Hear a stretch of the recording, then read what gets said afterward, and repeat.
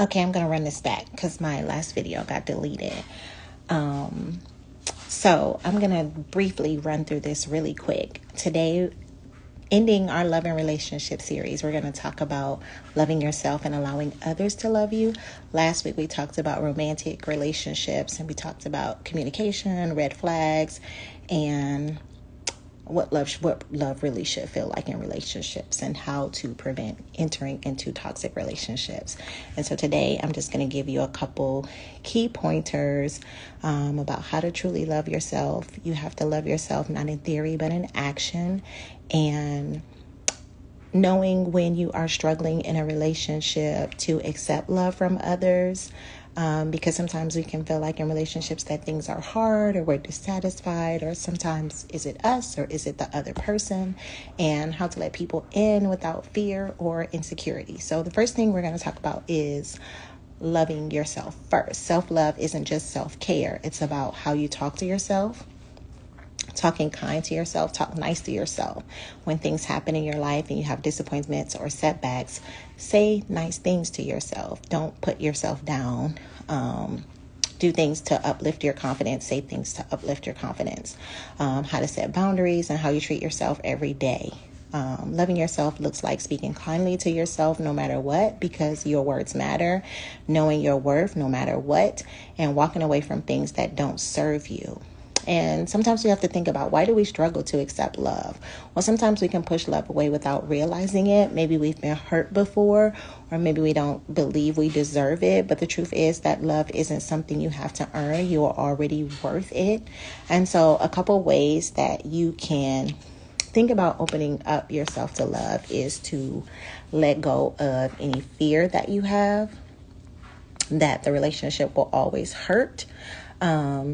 Don't allow toxic relationships to start in your life, because sometimes when we get used to toxic relationships, we normalize that and we think that that's how all relationships are or they're supposed to be. And that's not true. Believe you are enough just as you are. You don't have to try to change for people. There may be some things that you realize about yourself, like if you feel like you're overly controlling, or you have you need to work on your emotional intelligence, you don't know how to resolve conflict, like those type of things. Yes, definitely work on those things, but you don't have to do anything different physically for people, like lose weight or wear your hair a certain way or wear a certain type of clothes. Or people should just accept you for who you are, and the things that you like, and be able to accept all of you and not constantly try to do things to change you. And recognizing also that real love feels safe, so it shouldn't feel like hurt. It shouldn't feel like fear. It shouldn't feel like I don't really know if I can open myself up to this person, because this person has shown me some things where I just am not able to take this person seriously. We want to do a lot of work on ourselves, loving ourselves, so we can love other people and allow other people to love us. And so I would say, in closing this series on love and relationships, that the focus definitely has to be on loving ourselves. And so we want to be able to take a careful assessment of where we are in relationships and where we are with ourselves. Do I like myself? Do I think I'm beautiful? Do I think I'm kind? Am I considerate of others? Am I selfless? All those things.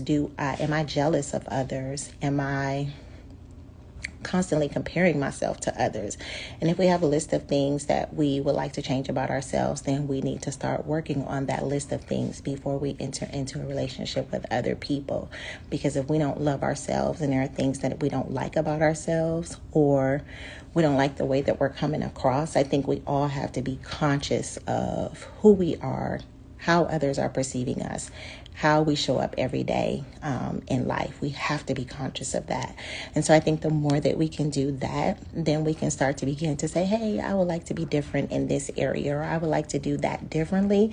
And when we can do those things, then it allows us to be the full person that we need to be healthy and to love other people. And another thing that we want to be able to do is we want to make sure that we are taking the time to eat healthy, that we are taking the time to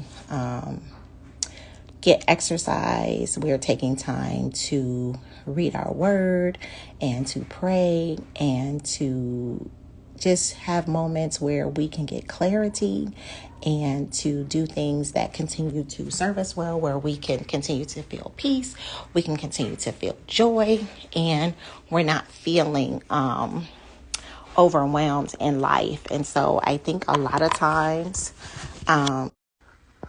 going through life, when we talk about like self-care, we don't always think about that in the sense of like, what am I eating? Am I exercising? Am I taking care of my physical body? Do I have enough energy to be my best self today? I am not going to continue to put more and more weight on my body and to continue to feel unhealthy and just go through life like that part doesn't matter, because it doesn't matter what we look like on the outside if our inside, spiritually, mentally, physically, and emotionally is damaged. And so we want to start working on those key areas on our spiritual self. We want to be able to get connected to other people that love God and that share the beliefs that we have, and people that can uplift us. And when we are going through a situation, somebody who can come and walk alongside us and pray with us and be there for us and give us wise counsel. The Bible talks a lot about having wise counsel. And so we don't want just people in our life just to be in our life. We are supposed to be there to strengthen and to help one another on this journey. And so we want to be able to be spiritually sound. That's definitely a way that we could love ourselves. And another way is emotionally sound. Like if we know that we have trauma that we haven't gotten rid of from our childhood, unresolved childhood trauma, or just have had some really tough relationships where it's hard for us to trust, we want to be able to do something about that. It's not enough for us to just know and recognize that we do things, but it's really imperative for us to be able to make those changes. And so if we know that we are the type of person that can become unhinged quickly, we want to be able to seek some professional counseling and not just think like, oh, well, if people like me, they'll accept me for who I am. It's like, but that's not the best version of yourself. And you're not doing it for other people. You're doing it for yourself. And another thing is physically, having the physical strength to do things, not feeling tired every day, having enough energy. We want to be able to be physically sound. And so we want to not only eat right so we feel good, but we also want to eat in moderation. The things that we are eating, it's okay to have certain things, but you do want to do that in moderation.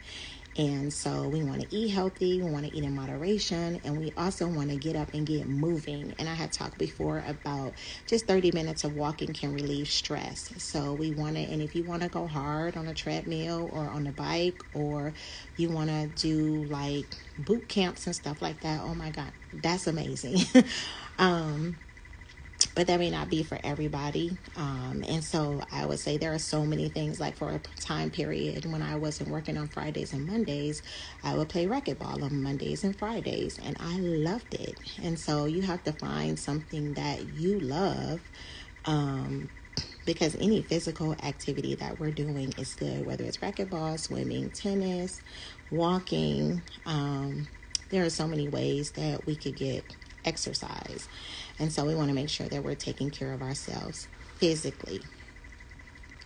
And so we also want to be able to take care of ourselves mentally. And this is the last one that I'm going to talk about. We want to really be able to focus on our mental health. And when things happen and we respond to situations in a certain way, we want to be able to have a honest conversation with ourselves. Like, should I have responded that way? Was that the right way, or is there something wrong with me? At some point in our life, we have to be able to take a realistic self-evaluation of ourselves and say, hey, I probably need to work on some things, because other people could say it, other people could think it, and sometimes people just have been in your space for so long that they just like, oh, that's how this person is. But it doesn't mean that that's the best version of yourself just because people are dealing with it, or still coming around, or still being kind, or still inviting you to things, or are still your friends. And so we want to be able to take an accurate assessment of our mental health and where we are mentally. And so I think one of the best ways that we can start to love ourselves is physically, mentally, emotionally, and spiritually. We want to be able to take care of those core areas and begin to maybe keep a journal on where you are and where you want to be. Set some goals. It's not too late. It's never too late. I don't care if it was December 31st. It's never too late to set goals for yourself. You can set goals at any time. Like I said before, the new year coming around, it's just a calendar day. We can set goals for ourselves every single day. And if you don't get it done, guess what? You can try to do it again tomorrow. As long as you're here, you have another chance to do it. And so I would encourage you to look at those 4 areas: physically, mentally, emotionally, and spiritually, and do an evaluation and an assessment of where you are and think about where you want to be. I think that's the best way that we can love ourselves, because if we do those things, we will start to feel better. Our mind will be clear. We will have joy in our spirit and peace in our mind. We will be easier to be around. We will look good. We will have a glow. People will see you and they'll be like, "What you doing?" And they want to know what you are doing.